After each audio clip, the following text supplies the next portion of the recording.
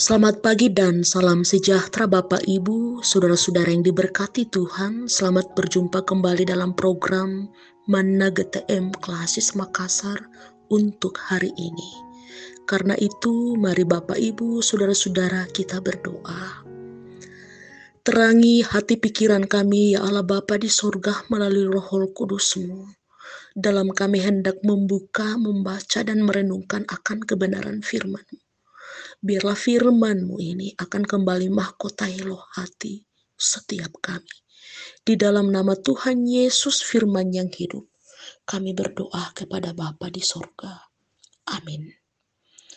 Bagian firman Tuhan yang akan kita baca dan renungkan dari kitab Ulangan pasal 32, ayat pertama sampai dengan ayatnya yang ke-6.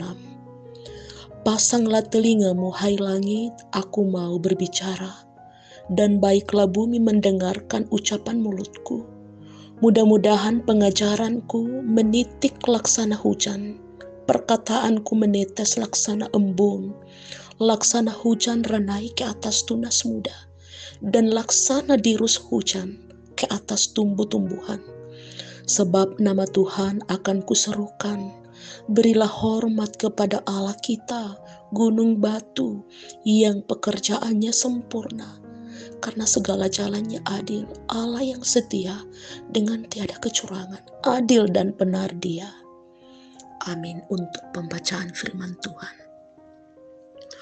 Saudara-saudara yang diberkati Tuhan, tentu saja dalam sepanjang kehidupan kita, dalam setiap hari yang kita jalani, ada banyak suara-suara yang berebutan menghampiri pendengaran kita. Mungkin mulai dari saat kita baru bangun pagi Bapak Ibu, suara-suara itu sudah mulai menghampiri kita. Apakah kita pernah peka terhadap suara Tuhan? Apakah kita pernah berjuang untuk membuat suara Tuhan itu jauh lebih tajam dibanding dengan suara apapun? Mengizinkan suara Tuhan untuk lebih awal menghampiri pendengaran kita. Sebab Bapak Ibu,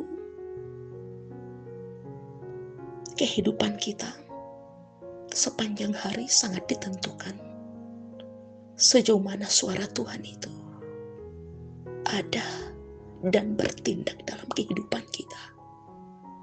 Karena itu pagi ini kita juga disuguhi dengan sebuah perikop yang tentu saja adalah bagian dari usaha seorang nabi untuk mengajak setiap umat peka terhadap perkataan Tuhan, suara Tuhan yang disampaikannya. Sebab bagaimanapun hanya suara Tuhanlah yang mampu menyejukkan bak embun di pagi hari, bagai dirus hujan yang menyirami tumbuh-tumbuhan. Nabi tersebut adalah Nabi Musa. Dia juga adalah juru bicara Tuhan. Dia hanyalah penyambung suara Tuhan. Dalam bacaan ini Musa mau menyatakan isi hati Tuhan kepada umat. Musa mau bersaksi tentang siapa Tuhan, apa karyanya. Sekaligus Musa mengajak semua umat untuk memberi hormat hanya kepada Tuhan. Tidak hanya terkagum-kagum terhadap ciptaannya, terpesona terhadap ciptaannya, tetapi lebih mengasihi Tuhan, lebih mengagumi Sang Pencipta. Bukanlah hal yang mudah bagi Musa saat itu Bapak Ibu untuk terus berkesaksian. Sebab Musa berada di tengah-tengah umat yang tegar tengkuk. Musa selalu menjadi sasaran empuk pemberontakan umat Israel pada saat itu. Tetapi Musa selalu berusaha sedemikian rupa untuk menjaga setiap perkataannya, setiap ucapannya yang keluar dari mulutnya. Perkataannya selalu mengandung berkat, perkataannya selalu membangun, positif, selalu menyejukkan. Sebab yang selalu menguasai hati pikiran Musa adalah suara Tuhan. Dan karena itu dari perbendaharaan hatinya juga selalu terpancar suara Tuhan bagi setiap umat, sekalipun umat yang ada saat itu selalu melakukan perlawanan.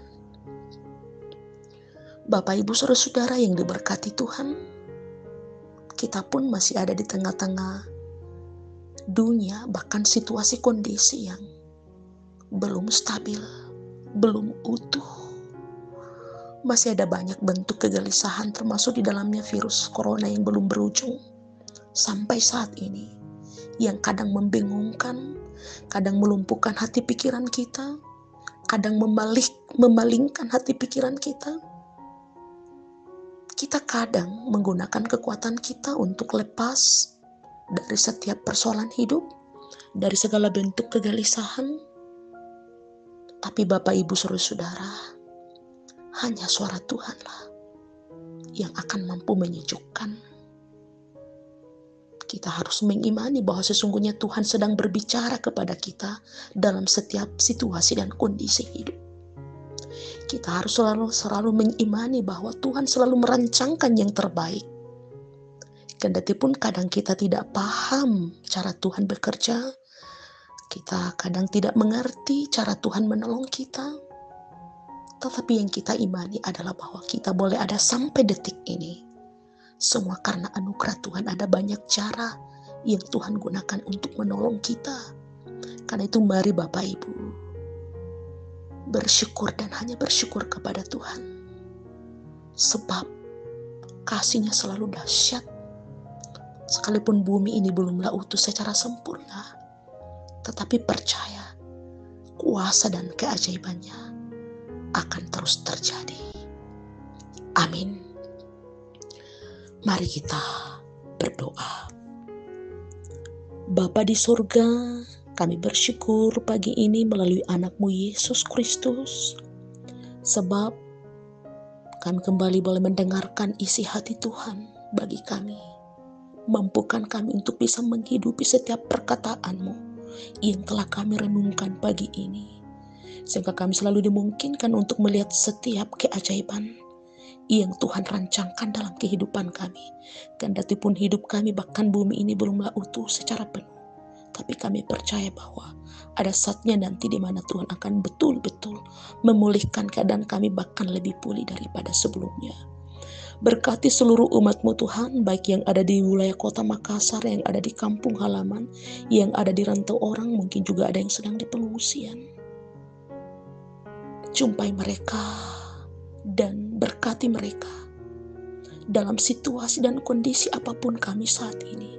Mari Tuhan, berbicaralah kepada kami setiap saat, sampai kami benar-benar melihat setiap keajaiban yang Engkau rancangkan dalam kehidupan kami. Karena itu Tuhan, berkenanlah untuk mengampuni semua salah dosa kami, menerima kami yang berdoa, karena doa yang kami sampaikan ini hanya beralaskan anak-Mu Yesus Kristus. Amin.